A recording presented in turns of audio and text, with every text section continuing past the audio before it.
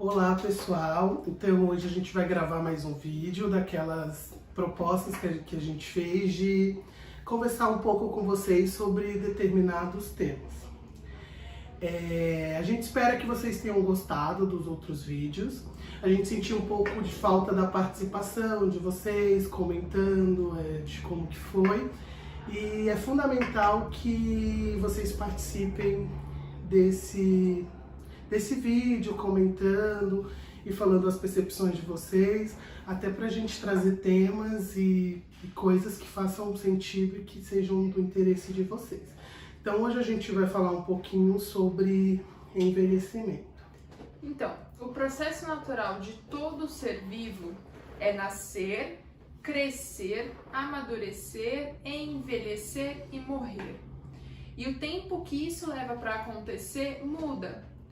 Muda de acordo com a pessoa e muda principalmente entre os seres vivos. Então o envelhecimento é um processo natural e universal e ele acomete a todos. Pensando em nós, seres humanos, e principalmente no quesito biológico, no âmbito biológico, acontecem muitas alterações no nosso organismo ao longo do nosso envelhecimento e ao longo da nossa vida inteira.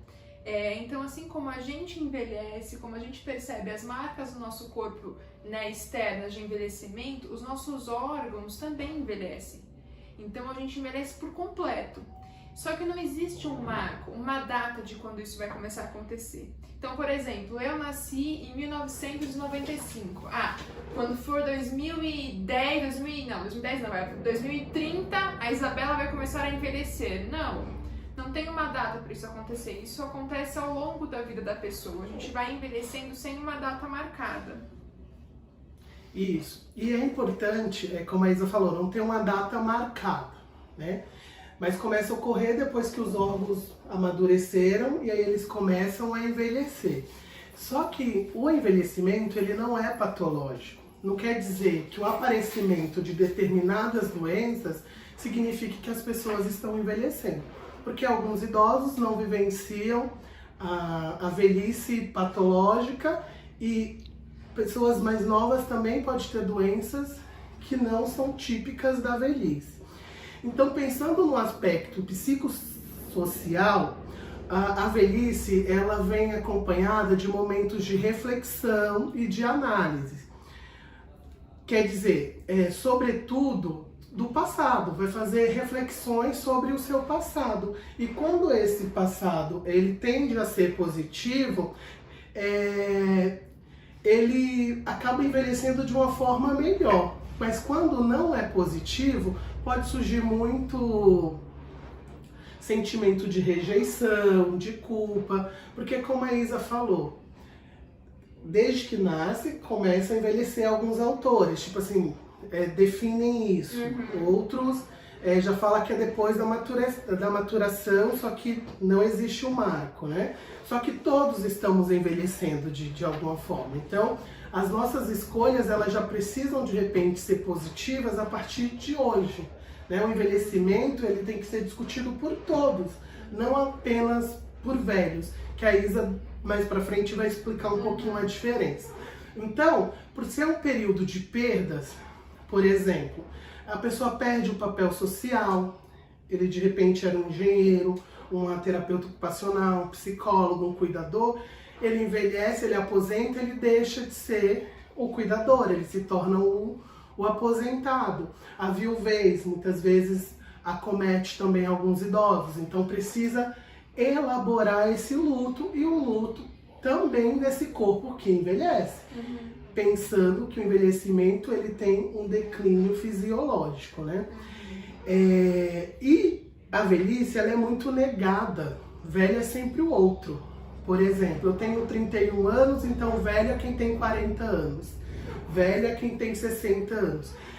É como se a velhice ela fosse representada como uma coisa ruim. E ela faz parte do processo de vida. E as rugas mesmo, nossas rugas, elas nos representam. Se a ruga ela é mais para cima, quer dizer que a pessoa sorri muito. Se ela é mais para baixo, então são as nossas expressões, né?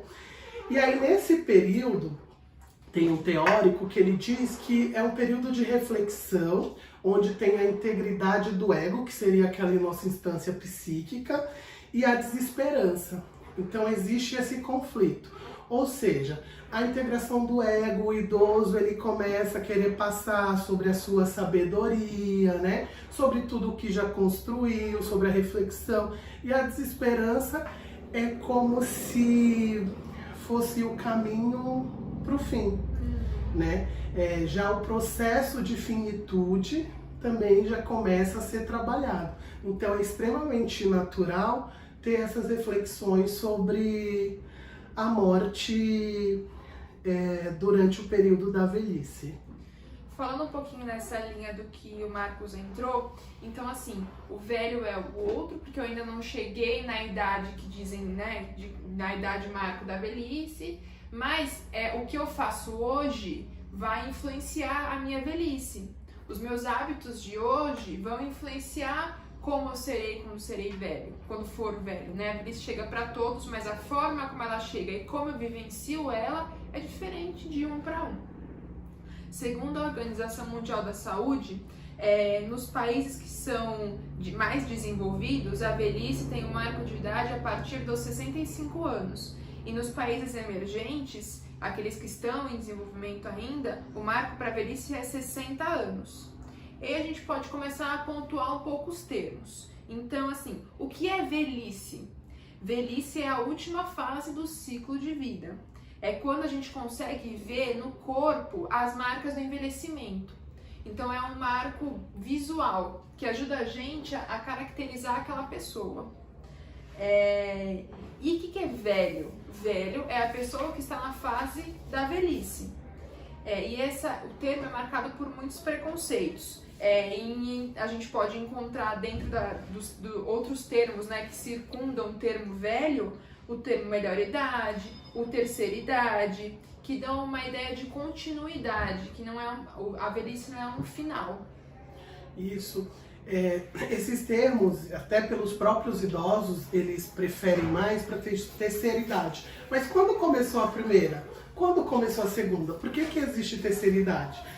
E aí é o preconceito no termo do velho. É a roupa velha, é o corpo velho, né? Então, assim, a pessoa idosa. Então a gente respeita essas terminologias, mas que na verdade velho é quem está vivenciando a velhice. Exato. Se a gente for tirar todos os preconceitos da palavra, o velho é quem está na velhice. Assim como criança é quem está na infância. E como a gente já sabe, né, os idosos não são todos iguais. E tem hábitos que interferem em como vai ser a velhice. Então, por exemplo, o estilo de vida que a pessoa levou ao longo da sua vida, as oportunidades de educação que ela teve, a sua situação econômica, os papéis sociais que ela adquiriu ao longo da vida. Então, se ela foi mãe, se ela foi filha, tia, avó, até o papel profissional, o que fazia ao longo da sua vida, a sua personalidade e a influência genética. Então, são fatores que interferem no processo de envelhecimento. Foi? Então, como a Isa falou, o envelhecimento ele é singular e subjetivo. Só que existe alguns padrões de envelhecimento que a gente vai discutir agora um pouquinho. Tem um chamado senescência. O que é a senescência?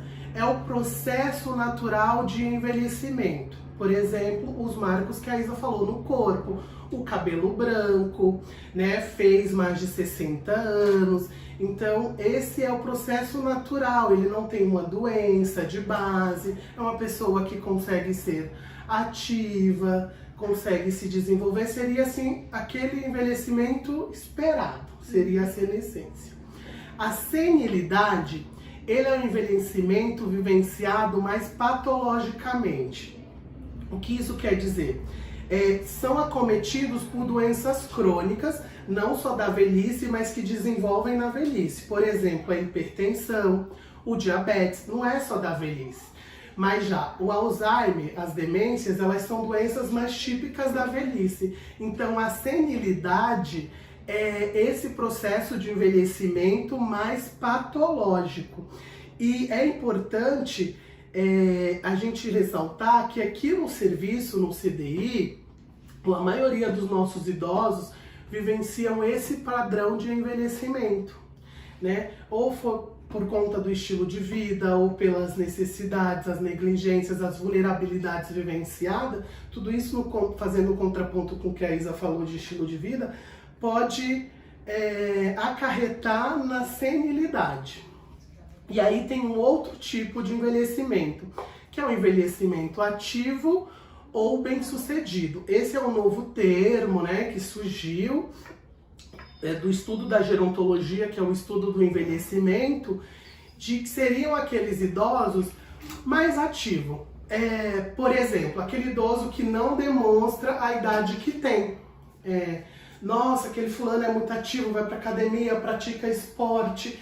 Só que se a gente observar, é um envelhecimento mais raro, pensando no Brasil como um país subdesenvolvido. É tanto que aqui no Brasil, como a Isa bem trouxe, envelhecemos a partir dos 60 anos, baseado na nossa perspectiva de vida.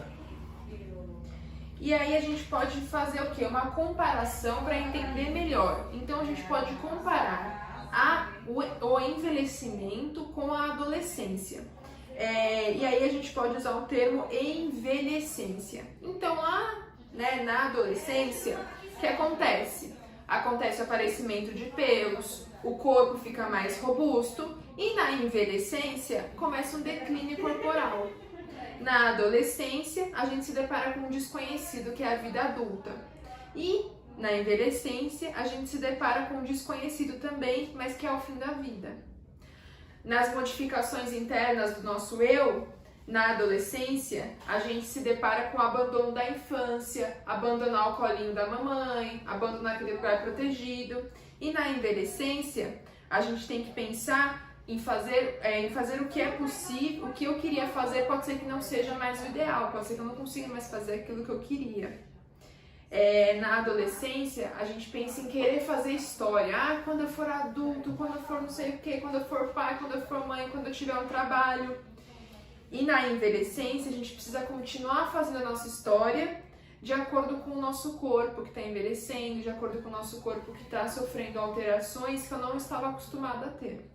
Então, aí a gente pode comparar a adolescência e o processo de envelhecimento para entender melhor, né, em que fase as pessoas estão, principalmente as pessoas que estão aqui no CDI. Isso, é interessante, Isa, o que você fala do abandono da infância, porque quando a gente entra na adolescência, a gente precisa elaborar alguns lutos. Do pai idealizado, do corpo infantil, existe também. Então, acho muito interessante esse termo envelhecência, porque precisa elaborar um luto do corpo perdido também. Ou seja, a comparação não é que o idoso está na adolescência, é que são dois períodos marcados por transformações. E aí, como nós, a maioria das pessoas, mesmo não estando na velhice, não vivenciou a velhice, mas a maioria já vivenciou a adolescência. Então é interessante esse contraponto. E aí é o seguinte, pessoal, não vamos ficar só no vídeo, a gente quer saber se vocês estão assistindo, comentários. A gente quer saber se o vídeo está sendo bom, se a gente está falando do jeito que vocês entendam. Exatamente, então é importante a participação. E aí a gente vai deixar 3 perguntinhas para vocês, e aí vocês podem responder por áudio ou por vídeo, pode colocar no grupo ou escrito, mas é importante que vocês respondam para a gente saber se o conteúdo está atingindo o ponto que a gente quer. Então, para você, o que é ser velho?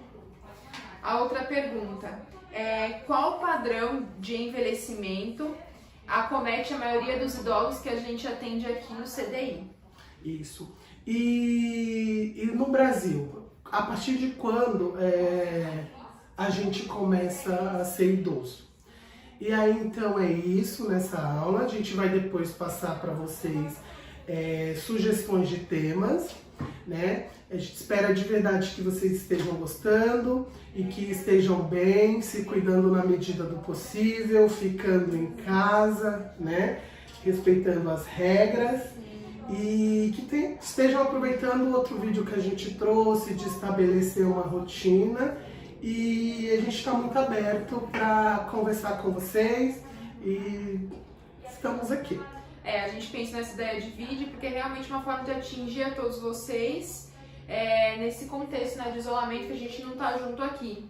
Então, isso que o Marcos falou de mandar temas, a gente vai mandar alguns temas e a gente vai pedir para vocês escolherem qual que é o assunto do próximo vídeo. Porque aí fica bastante significativo. A gente escolheu hoje envelhecimento, porque é uma coisa, a gente escolheu um tema mais geral, a gente escolheu falar coisas mais gerais sobre o envelhecimento para depois ir refinando, né? Porque aí esses outros vídeos vão ser mais desejados por vocês, né? De acordo com os temas. Os temas mais específicos, porque é fundamental para nossa atuação, né? Entender sobre o envelhecimento, para a atuação de vocês, cuidadores. Porque a gente entendendo um pouco do padrão de envelhecimento, a gente acaba tendo um pouco melhor de manejo, certo? Então, É isso. Ótimo dia, ótima tarde para vocês. Obrigado.